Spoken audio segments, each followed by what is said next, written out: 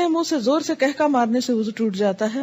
یہاں صبح سے آپ وضو کر کے آتے ہیں اور آپ کو ہنسایا جاتا ہے اور بات بات پہ آپ کہکے لگاتے ہیں، تو اس سے وضو ٹوٹ تو نہیں جاتا. نہیں، نماز کی حالت میں اگر کہکا لگایا جائے تو نماز ٹوٹ جاتی ہے، وضو نہیں ٹوٹتا. کیا انڈر لیگز بال ویکس کر سکتے ہیں؟ آپ کی مرضی ہے، منع نہیں ہے.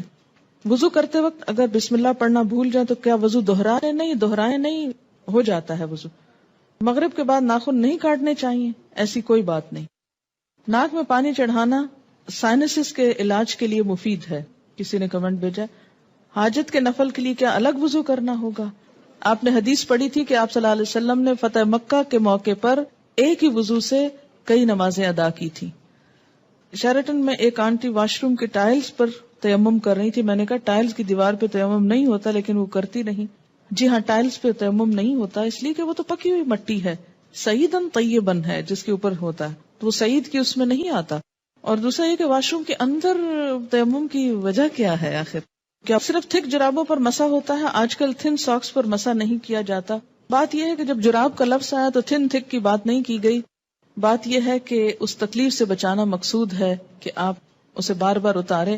ہاں، پھٹی ہوئی جرابیں نہ ہوں کہ جس میں بہت بڑے بڑے ہولز ہوں کہ وہ ساری سکن ایکسپوز ہو رہی ہے، یا ایسی باریک ہو کہ نیٹ کی بنی ہوئی کہ جو جراب کم اور پاؤں زیادہ نظر آ رہا ہو. تو یہ چیز آپ خود دیکھ لیجئے. اگر مہندی لگی ہو تو کیا وضو ہو جائے گا؟ جی بالکل ہو جائے گا، کیونکہ مہندی رکاوٹ نہیں بنتی پانی میں. ہاں، اگر ایسی کوئی چیز آپ نے لگائی ہے کہ وہ چھلکا بن گیا اور اس کے اوپر سے اتر رہا ہے تو وہ اور بات ہے.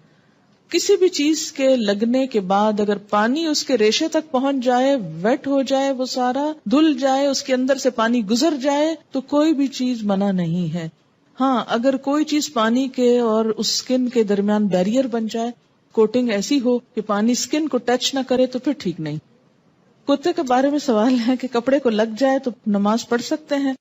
جی اگر ڈرائی ہے تو ٹھیک ہے، کوئی حرج نہیں، لیکن اگر ویٹ کتا ہے یا اس کے چھینٹے آپ کے اوپر آ گئے ہیں تو درست نہیں ہے.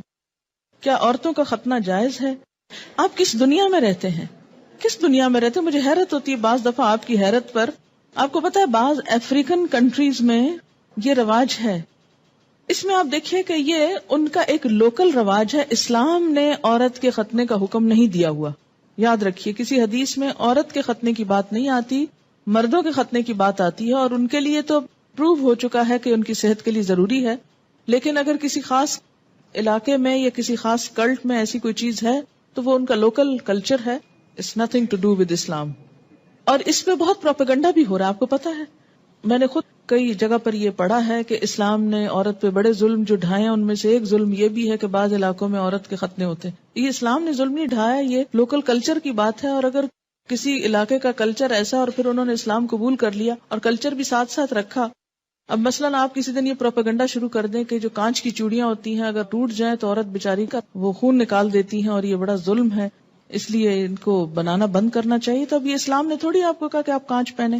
آپ کا لوکل کلچر ہے، کسی اور ملک میں ایسا نہیں ہوتا، تو آپ کی مرضی، آپ پہنے نہ پہنے، پہنے تو احتیاط کریں، نہیں پہنے تو نہ پہنے. بہت ساری چیزیں ایسی ہیں کہ جس میں اسلام نے نہ کرنے کو کہا ہے اور نہ چھوڑنے کو کہا ہے. بہت سے لوگ کہتے ہیں کہ دیوار پر ہاتھ مار کر تیمم ہو جاتا ہے، اگر اس پر مٹی ہو کہ قرآن پاک کی آیت کیا ہے؟ سعیدن طیبن. پلین میں پانی موجود ہے، واش روم بھی ہے، لیکن جا کر کرنا مشکل ہے، تو کیا تیمم کر کے نماز پڑھ سکتے ہیں؟ وہاں وضو کی جگہ کتنی ہوتی ہے یہ بھی بتائیے. دوسری بات یہ کہ جو لمبی فلائٹس ہوتی ہیں اس میں بعض حضرات وضو کر کر کے پانی اس طرح ختم کر دیتے ہیں کہ اس کے بعد میں جانے والوں کو بیچاروں کو ہاتھ دھونے کے لیے بھی کچھ نہیں ملتا. میں خود اس بات کی عینی شاہد ہوں. اس لیے جہاں پانی صرف وقتی استعمال کے لیے رکھا گیا ہو وہاں آپ اس سے زیادہ استعمال کر کے دوسروں کا حق نہ ماریں. ہاں، آپ پوچھ لیں جہاز والوں سے کہ اس میں 300 لوگوں کے وضو کا اہتمام ہے تو ٹھیک ہے، کر لیں. اگر غسل کرنے کے بعد استنجا کیا جائے تو کیا وضو قائم رہے گا؟ نہیں. اگر صابن لگاتے ہوئے یا ویسے دوبارہ انسان کا ہاتھ ایسی جگہ کو چھو جائے کہ جس کے چھونے سے وضو ٹوٹ جاتا ہے تو غسل کے بعد پھر دوبارہ وضو کرنا ہوگا. کیا وضو کے بغیر حدیث کے ٹیکسٹ کو چھوا جا سکتا ہے؟ چھوا جا سکتا ہے. غسل پاکی میں غراروں کا حکم ہے؟ نہیں، ایسا کوئی حکم نہیں ہے.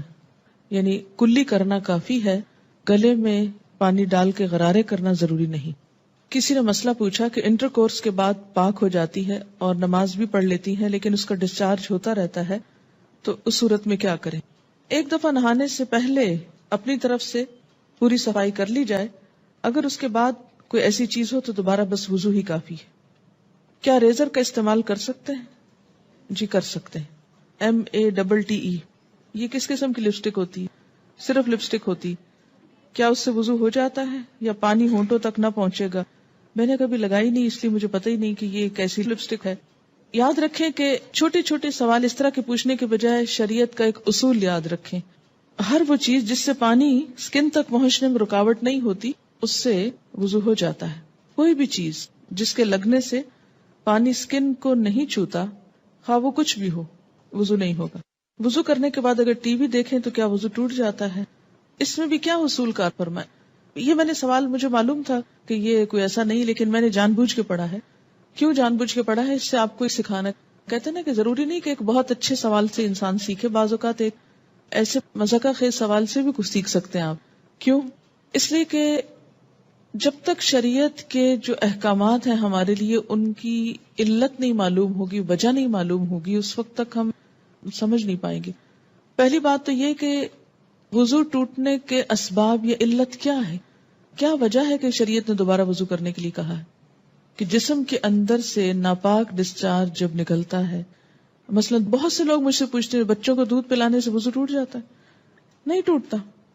اس طرح تو ماں کو ایک عذاب میں ڈال دیا جائے کہ بچے بعض اوقات ایسے ہوتے بہت تنگ کرتے ہیں، ان کو ایک عادت ہو جاتی، جو بچے بڑے ہوتے ہیں ان کو عادت ہو جاتی کہ ہر تھوڑی دیر میں آ کے ماں کو تنگ کرتے ہیں کہ دودھ دو، بعض اوقات ماں کو مارنا شروع کر دیتے ہیں، پریشان کرتے ہیں۔ اب ماں صرف اس لیے مار کھاتی رہے کہ میرا وضو ہے، اور بعض اوقات یہ کہ 2 سنت پڑھی آپ نے اور فرض پڑھنے کے درمیان میں بچے نے شور مچانا شروع کر دیا، بجائے اس کے کہ آپ فرض پڑھیں، آپ پہلے کیا کریں، اسے دودھ پلا لیں، اور آپ اس لیے نہ پلائیں کہ وہ میرا وضو نہیں رہے گا تو بچہ شور مچا مچا کے سب کو جگا ڈالے، اور پھر یہ کہ آپ نماز میں بھی کوئی توجہ نہ ہو کہ وہ چیختا ہے چلاتا رہے، میں پہلے نماز پوری کر لوں پھر دودھ پلاؤں گی۔ تو اسلام نے ایسے احکام نہیں دیے، اس میں کیا حکم ہے کہ آپ دودھ پلا سکتی۔ اسی طرح بعض اوقات زکام ہو جاتا ہے آپ کو، تو زکام سے وضو نہیں ٹوٹتا آپ کا، اگرچہ وہ ناک سے کوئی ناپاک ڈسچارج بھی نہیں، لیکن اس کو صاف بھی نہیں کہہ سکتے، طیب میں نہیں آتا، ہاں اس سے بھی وضو نہیں ٹوٹتا۔ اسی طرح آنسو ہے، آنسوؤں سے بھی وضو نہیں ٹوٹتا، کہ ایک شخص کو گھنٹہ رو لیا ہے اور اس کے بہت آنسو بہ لیے، تو اس سے بھی اگر زیادہ بہا سکتا تو بہا لے اپنا دل ٹھنڈا کرنے کو، وضو نہیں ٹوٹے گا۔ ٹھیک ہے، تو عربی میں ایک اصطلاح استعمال ہوتی ہے، اگر وہ یاد رہے آپ کو تو بہت آسانی ہو جائے گی، کہ سبیلین سے جو کچھ نکلتا ہے اس سے وضو ٹوٹتا ہے۔ سبیلین 2 راستوں کو کہتے ہیں، یعنی ناپاک ڈسچارج کے 2 راستے جو ہیں، سبیل کہتے ہیں نا راستے کو، تو سبیلین دونوں راستوں سے، اور اس سے مراد یعنی یہ ایک ٹرم استعمال کی جاتی ہے بجائے ان دونوں جگہوں کے نام لینے کے۔ گفتگو میں جو الفاظ انسان استعمال کرتا ہے اس سے انسان کی شخصیت کی عکاسی ہوتی ہے کہ اس کا مزاج کیسا ہے۔ جن کا مزاج گندا ہو وہ گندی باتیں کرنے اور گندے الفاظ بولنے کو انجوائے کرتے ہیں، لیکن ایمان، گندگی اور ناپاکی اور یہ تمام چیزیں جو ہیں یہ ایک دوسرے کی ضد ہیں، یہ انسان کی ضروریات میں سے تو ہیں، اسی لیے انسان کیا کہتا ہے، اپنی ضرورت سے فارغ ہونا۔ ایک بہترین لفظ ہے جو مطلب بھی پورا کرتا ہے اور ان الفاظ میں بھی کوئی قباحت نہیں ہے، کوئی شناعت نہیں ہے۔ تو اسی طرح جب سبیلین کا لفظ بولا جاتا ہے تو اس لفظ کے سمجھنے میں آپ کو تو دقت نہیں ہے، کیونکہ آپ عربی پڑھتے ہیں، قرآن پڑھتے ہیں، آپ کو اتنا معلوم ہے لفظ۔ جو چیز وضو لازم کرتی ہے وہ کیا ہے؟ سبیلین سے کسی چیز کا اخراج، ڈسچارج۔ ٹھیک، بعض ڈسچارجز سبیلین سے صرف وضو کو ضروری کرتے ہیں اور بعض سے غسل بھی فرض ہو جاتا ہے۔ ٹھیک، جہاں تک خون کے نکلنے کا تعلق ہے، سبیلین کے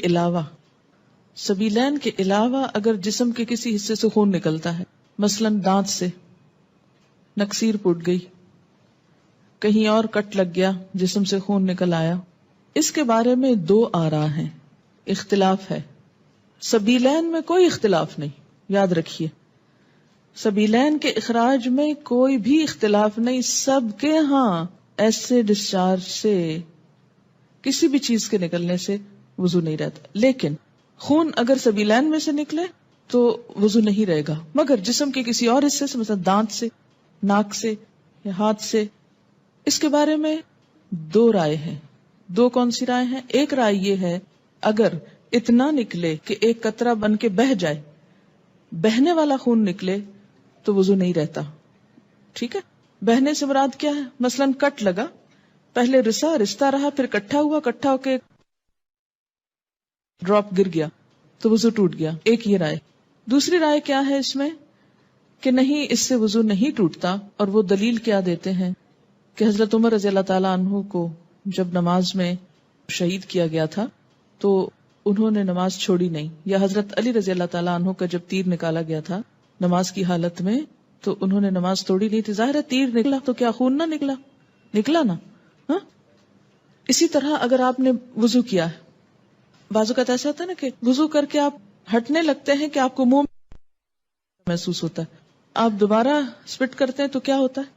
اس میں کچھ ریڈش محسوس ہوتا ہے کہ لگتا ہے کہ مسوڑوں سے خون آ گیا.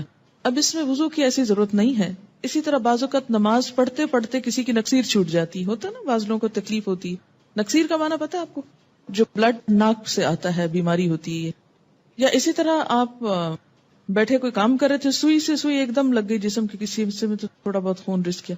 یا بعض اوقات ایسا ہوتا ہے کہ کوئی پھوڑے وغیرہ نکل آتے ہیں، ہے نا. اچھا، ان پھوڑوں سے کچھ نہ کچھ تھوڑا تھوڑا رشتہ رہتا ہے، پس نکل آتی ہے کچھ، یا کسی کو کوئی اور چوٹ لگ چکی ہوتی ہے تو نماز پڑھتے میں کیا ہوتا ہے، اوپر کھڑے ہوئے نیچے بیٹھے زمین پہ، اس سے وہ پریشر آیا کسی جگہ پر تو خون اور نکل آیا. اس سے یہ نہیں کہ وضو بھی ٹوٹ گیا اور نماز بھی ٹوٹ گئی، نہیں، نماز کنٹینیو کریں. تو تھوڑا بہت اس طرح کا اگر بلیڈنگ وغیرہ ہوتی ہے تو اس کو اگنور کیا جا سکتا ہے. اسی طرح آپ وضو کر کے کھڑے ہیں، ناک سے زکام آ رہا ہے، کوئی فرق نہیں پڑتا. رو رہے ہیں آپ، رو رہے ہیں، کوئی بات نہیں. یا منہ سے رال ٹپک گئی، بعض لوگوں کو بیماری ہو سکتی ہے منہ سے رال ٹپکنے کی، سوتے میں تو ٹپکے کی تو وہ تو پھر ویسے ہی وضو نہیں رہے گا. لیکن بعض اوقات ایسا ہوتا ہے نا کہ بعض لوگ جیسے کمزور ذہن کے ہوتے ہیں یا مریض ہوتے ہیں، یا اسی طرح تھوک دیا آپ نے، تھوک ہے یا تھوک میں بلغم وغیرہ ہے تو اس سے وضو نہیں ٹوٹتا. سمجھ گئے یہ بات؟